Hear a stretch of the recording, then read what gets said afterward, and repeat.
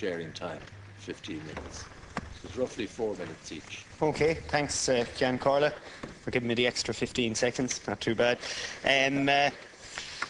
I could have sat down and done a massive amount of research on this and come to you here with figures and all that sort of stuff, but I've decided to stand up here and talk to you from my experience and the experience of my community, basically what suicide has done to it, what seems to have caused it, and maybe what the solutions are.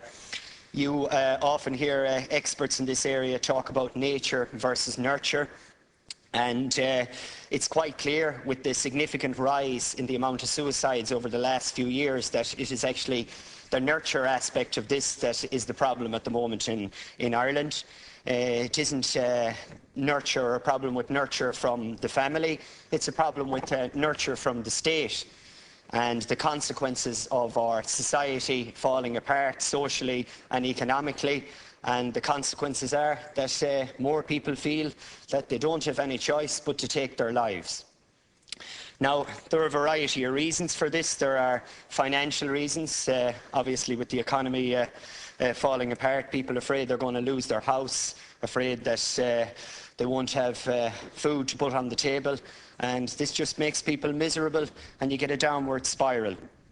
There's also, and I think one of the major problems in this country when it comes to suicide is down to this whole thinking, and it's all around the world as well, that style is more important than substance, and that if you're somehow different, you're fair game to get abused.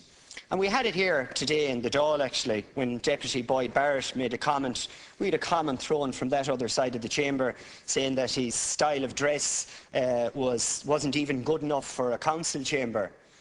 What does it matter about how you look? How big you are, how small you are, how long or short your hair follicles are, what type of clothing you wear? That is irrelevant. And I think it's a rotten message to send out of here. Because all I know is, I know we're all different. Now, some of us are a little bit more different. And I know when I was going to school, I was a little bit more different. Maybe I still am, and so be it. But I had to put up with jibes from people. It put pressure on my life. It made me feel insecure about who I was as a person. And I have to admit, 17 years ago, or 15 years ago, sorry, I went into the doctor telling them that I was feeling a little bit depressed, couldn't really work out what it was. And actually, since then, I've actually worked out the problem was that, well, maybe a lot of people in society didn't accept me for what I was. But fortunately, I've grown up since then, and I don't really give a damn about what society thinks. I am who I am, and I'm proud of it. 1 minute.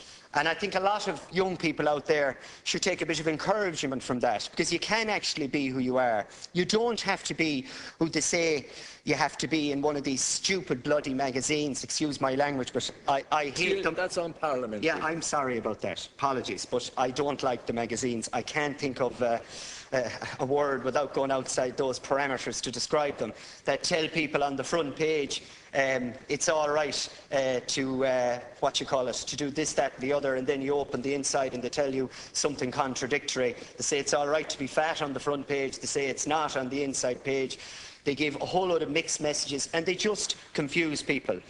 But what are the solutions to all of these? Well, I don't know, we're certainly not going to find them here today, but I hope over the 5 years of this term of the Dáil that we actually do sit down and look for real solutions, and that we're not going to solve it all by this, but that we adopt that policy of vive la différence, because we are all different and we should respect it. And if I keep coming in here, hearing abuse thrown at people because of the way they look, I think it sends out a signal to young people that if they don't look the same as everyone else, there's something wrong with them. Well, there isn't.